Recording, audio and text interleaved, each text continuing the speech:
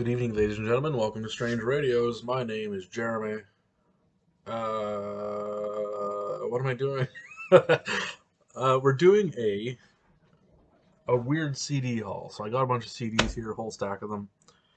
But you'll notice in the title, I actually made myself a bingo card. So the way this works, I made a bingo card with different things to look for in CDs. Usually stuff that'll be on the album cover, or types of artists or types of genres, this kind of thing.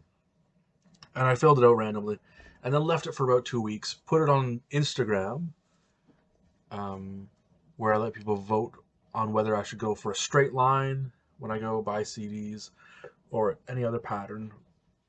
And the straight line tied with the L shape, and so I figured I'd go with an L shape because that was trickier. So that's my goal here. Couple things to discuss beforehand. A, um, if you want to do this yourself, I'll show you in a second the cards that I used. I'm gonna leave a link down below to my Instagram though, where I have the card that I used, a metal version of the bingo card that I haven't utilized, and then a blank template, a blank template. Got it. If you want to make your own, because mine probably suck. So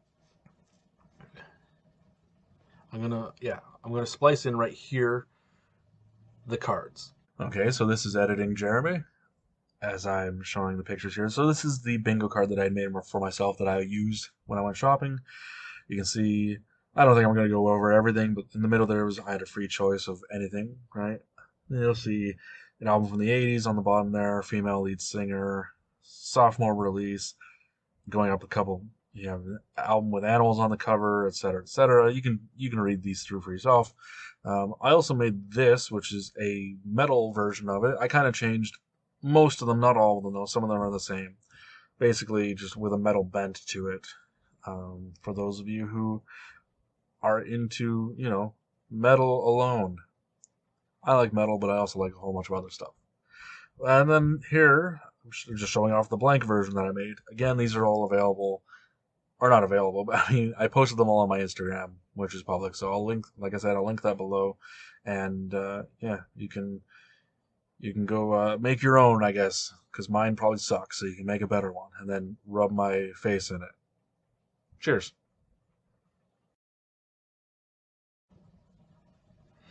All right, so that's what we're dealing with. So I had two ways to do this. I could either go into the store and hold the list, hold the bingo card with me, and go through and try to get an L out of everything that I buy.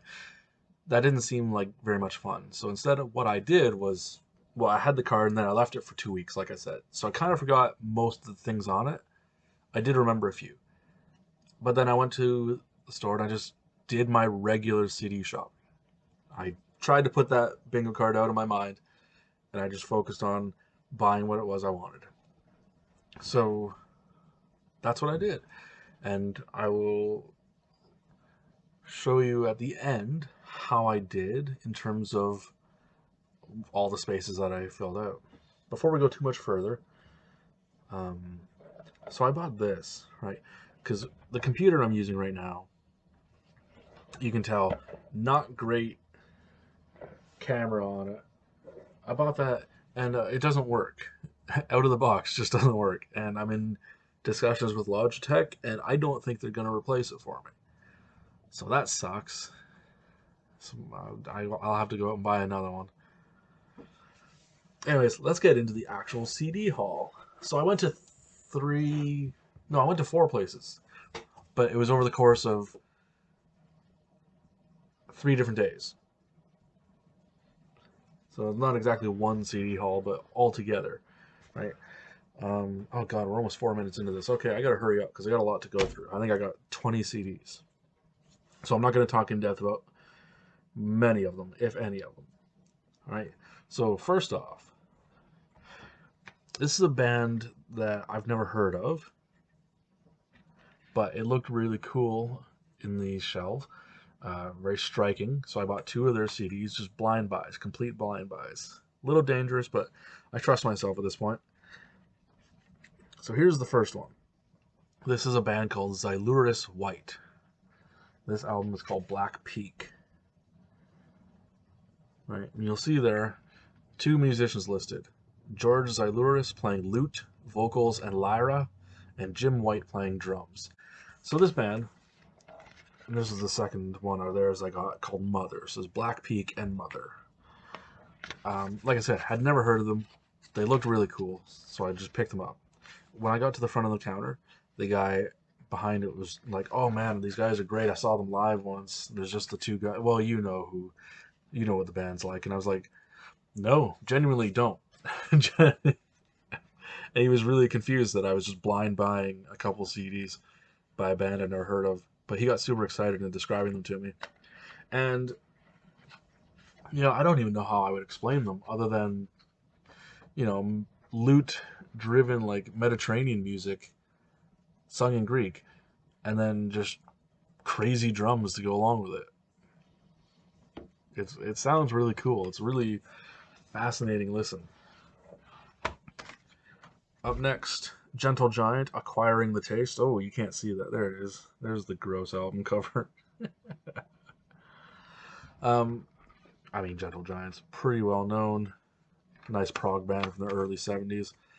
That makes three of their CDs. I think I have. At least three, yeah. This one, Jagdpanzer, Mechanized Warfare. I kind of work on that glare, don't I? Anyways, Jagdpanzer, the only reason I picked this up, so looking through the shelves and I saw this and it just had a huge flashback to high school because there was a few songs of theirs that I had found on LimeWire, I think it was, that I really liked and I remember listening to a lot. And maybe for like a handful of months or one school year, and then that was it. I kind of just forgot about the band until I saw this, and I was like, "Oh fuck yeah, I remember them." Jeez. So it was real cheap, used CD store. So I figured, why not? Why not? And it's American power metal. It is what it is. Not great, but not bad either. Up next, oh look at that, Nas. It Was Written, his sophomore record, second album by Nas. Man, I'm really Nate. I'm really late to Nas. I didn't get his first album, Illmatic, until last year, maybe. Yeah, like I'm real slow on it, and I have no good excuse. Just one of the rappers I never really got into when I was getting into rap. I am now, though. I'm getting around to it. These next three are going to be a bit of a weird discussion. So I was at a flea market, and there was a box there that had a bunch of alternative rock from the 90s in it. And I'm thinking I have to go back at some point to pick up some more. Because I picked up these three random CDs, and good God, like, they're just fucking weird. So the first one I recognized. You guys will probably know it. The cover is what I recognize because it's a really, really famous cover. That's Earth 2 by Earth. Like I said, recognize the cover. Had never listened to it before, though, and I barely knew I'd never heard it described. And yeah, just really minimal drone, basically, and a distorted guitar droning on for like 6 different riffs over 70 minutes, with a little bit of background noise, not much. Surprisingly good though. Like I listened to it while I was out walking, and yeah, it was just that kind of music I would have assumed I would not be into. I would have been annoyed by it, but for some reason I actually did kind of dig it in a weird way. I don't know that I would listen to it in all situations, but for that walk, it was pretty fun. Next up, we have a band called MLUM. That is capital M, capital L, lowercase u, capital M, with an album called Innocent Boys. From what I can understand, this is their only release. I think they have a remix album or like a remix EP after this. This was released in 2003, and good lord, I can't tell you anything about it. Right? Like the inside here says recorded in California, so I can only assume they're from California. If it's one person or more, I don't know. And it's sort of all over the place here in terms of what kind of sounds are on it. You get stuff that is like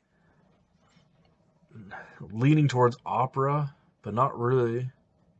You get stuff that's just kind of alternative rock, and you get stuff that is noise and musique concrete, and there's stuff that really heavily borrows from like early 90s dance music, trance and stuff.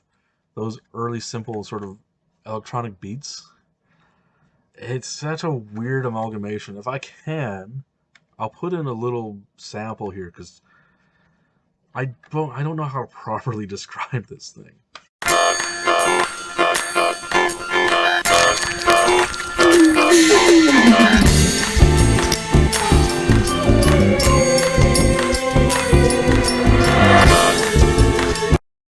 It's a bizarre record. And then also in that box was the Golden Mean. The Golden Mean. I don't know if that's going to come up very well. With an album called Paradigm. I cannot find anything out about this band. I had to add it to Discogs myself. It's kind of on an alternative rock from it's 90s alternative, and I can show you the band there, and that's pretty well telling you that. But it does have pretty robust musical arrangement. There's like there's strings and there's horns and there's clarinet and there's kind of a small ensemble of stuff going on, and it's got a pretty heavy ska influence on a couple tracks, but also like some pretty hard rock influence on a couple of other tracks, and definitely like a progressive bent to the whole thing. And several tracks are part of a single suite, and it's a weird, funky ska 90s alternative rock thing that I cannot find out anything about. If anyone knows this band, there's a band logo on the back there. Golden Mean, spelled, well, it goes one way, but then you can read it backwards the other way too. Cool. But like, I assume they're Canadian. I can assume that much. I did see one guy post a picture of this online to a different band's Facebook page. This other band was clearly like a metal band or at least a hard rock band that was not anything like this. But the guy had posted a picture of this CD to their Facebook page saying, "Is this you guys?" And it was this exact copy because I don't know if you can see it here, but it's got a crack and there's like a fibrous sort of element to the crack right there. And it was that was shown on the picture the guy had. And there's other scuff marks down in this region that are match up identically. So that picture was 2 years old, and this guy just posted it on a random Facebook page, and then I bought that exact copy from a flea market. As far as I know, this is the only copy that exists. Oh man. Anyways, I gotta keep going. Running out of time. Delirium Odyssey. It's a Delirium that ambient sort of electronic project. This is a remix album, 2 discs, which is pretty good. I mean, nothing special on it, but it does have some pretty neat remixes. This next up is the Tragically Hip live at the Roxy. I have a bone to pick with this. So, the Tragically Hip, first off, are my favorite band. In 1991, they released an album called Road Apples. Great album. Then in 2021, for the 30th anniversary of it, they decided they were going to release an EP of tracks that had been recorded at the same time but not released. It would be called Saskadelphia, which to big Tragically Hip fans like me was super exciting because we knew that Road Apples was originally intended to be a double album called Saskadelphia, but for whatever reasons, they just decided to make it a single disc and they called it Road Apples. And all these other tracks were just left unused, recorded but unused. So here we are 30 years later, and they're like, oh yeah, we're going to finally release all those bonus tracks, or all those recorded tracks, as an EP of 6 or 7 songs called Saskadelphia, and that was super cool. So I bought it. And then later that year, they were like, "Oh, we're also releasing a a deluxe version of Road Apples, which is going to include 5 discs: the original album, which I already own, um, the remastered version of the album, which is cool, Saskadelphia, which they just released earlier that year.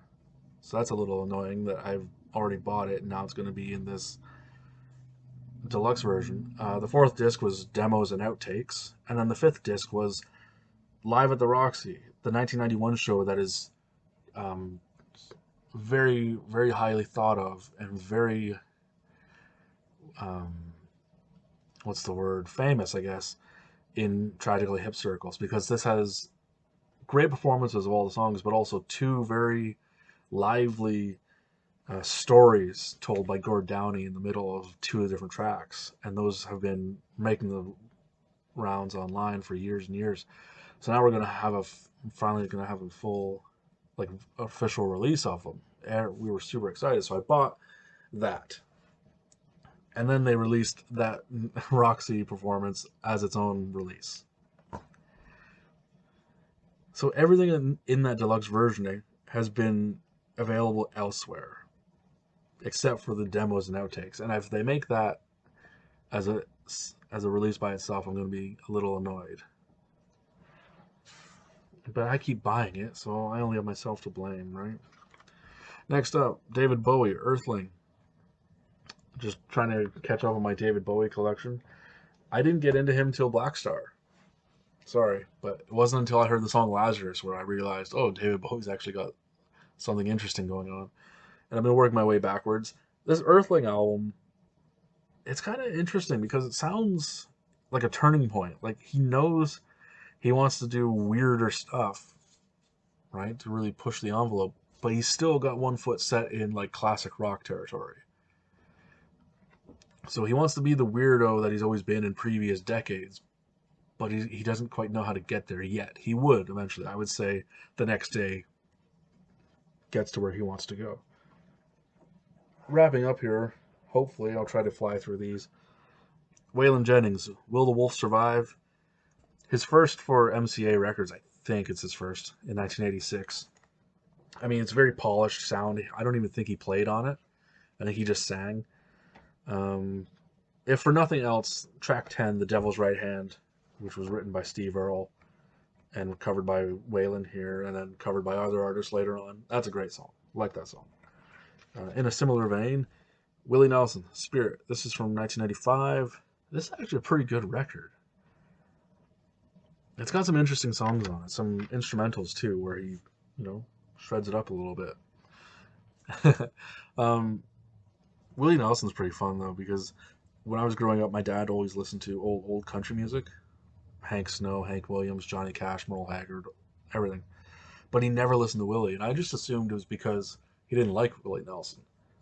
Because even as a kid, I knew who Willie Nelson was, but my dad never listened to him. It wasn't until I was much older, like I'd moved out of the house, when I found out that he actually really does like Willie Nelson, like a lot. But my mother cannot stand his voice. And so my dad just never bothered to get any of Willie's stuff and never listened to him. Because my mom was so annoyed by his voice. I just thought that was really funny. I got a couple Neil Young CDs, since you can't listen to him anywhere else anymore. Sleeps with Angels, I was intrigued by, because I know it came out in the mid-90s and sort of had a connection to Kurt Cobain. Not a great record, not gonna lie. Especially the title track, the one that he wrote for Kurt. That's literally an awful song. That's a really bad song. And Silver and Gold, this one from 2001, I think, or 2000, somewhere in there. I wasn't honestly that intrigued by, but it was there for a couple bucks. And Neil Young's another discography I'm trying to fill out. I actually really like this record. There's a couple good tracks on it, or a couple good cuts that are like vintage Neil. And he does have that ability in him. Every once in a while, you listen to a song on a random record, even one from a year or two ago, and it's like, oh yeah, he still got it. He still got it. Okay. trying to get through the rest of it here. Cor Blund, Canadian country singer with an album called Songs My Friends Wrote. I mean, it's pretty self-explanatory.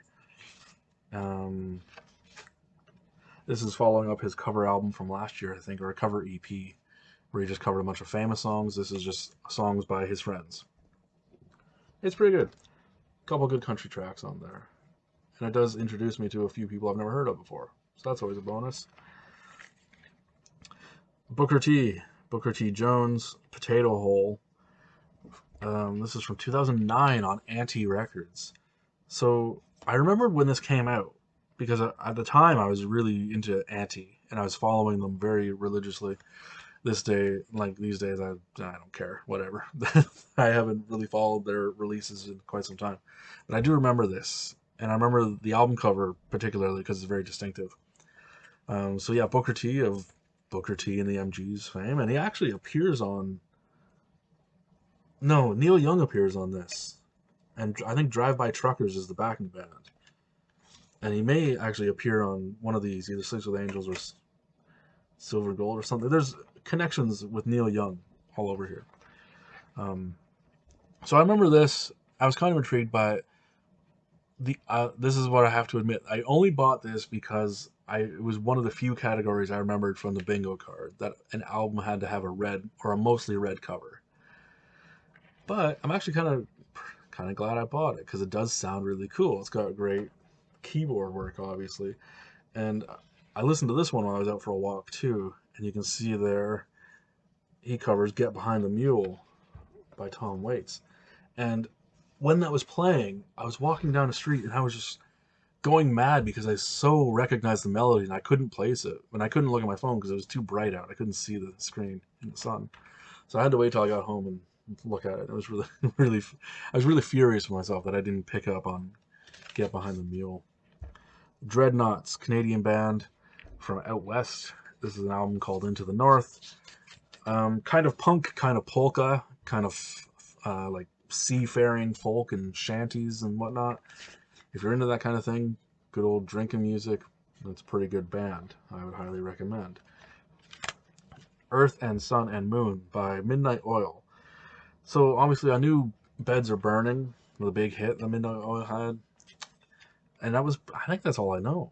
Oh no, I've listened to Resist, their newest album that came out earlier this year. And I actually really like it. It's got some great tracks on it. So I saw this for like $2 and I was like, sure, why not, right? Take a chance on it. Not my thing, I don't think. It's got that early 90s rock sound that is really hit or miss with me. And this is kind of a miss. I think because most of the songs go on too long. They're at least like 4.5 minutes each, 5 minutes, close to 6 minutes. Like they just kind of drag on for no real reason. Wrapping up here, last one, Zeal and Ardor, self-titled album from earlier this year. Pretty fucking good.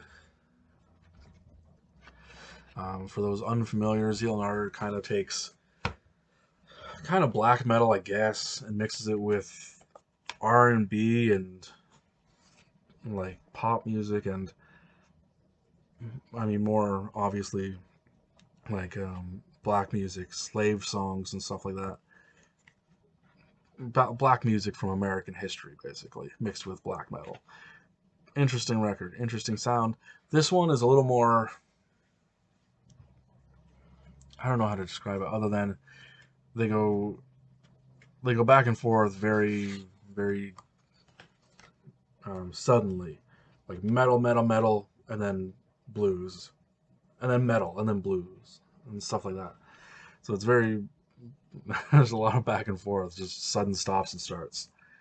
But overall, pretty good. I would say Death to the Holy in particular. Really good piece. Okay, so that is the haul. And I'm going to show on screen here what I got for a bingo. All right, editing Jeremy again. You can see here on screen I have the bingo card as I finished it. And you'll see I did not get the L shape. Did not get the L shape, mostly because of the bottom corner there. I forgot to pick up a soundtrack. I didn't pick up a single album with a female lead singer, which is a little weird. I didn't get an extreme metal album. I did get that Jagpanzer record, but power metal to me is not extreme metal. You could make an argument, but you know, to me, it's not what I had in mind when I wrote it. So yeah, there's that.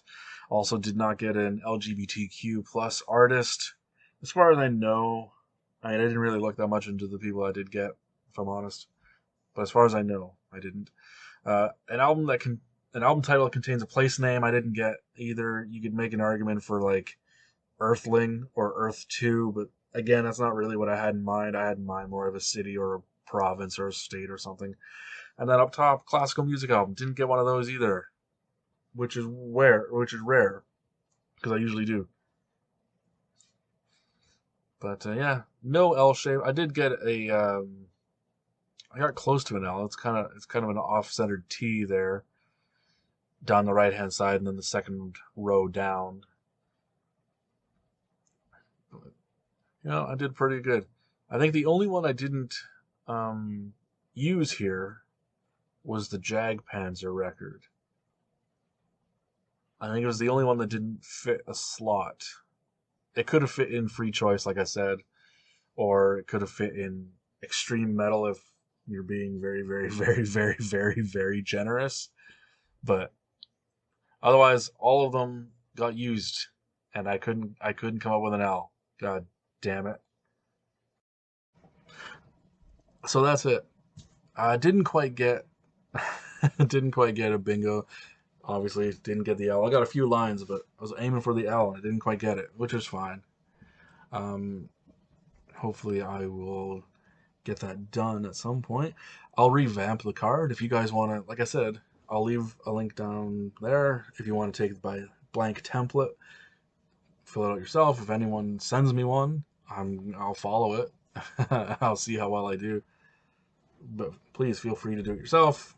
Use the one I used, use the metal one I made up, or use the template to make your own. And then send them to friends and have them use it. That's kind of what it's there for. Anyway, I've been blabbing on too long. So, that's it. Yeah, this has been Strange Radios. Stranger, adios.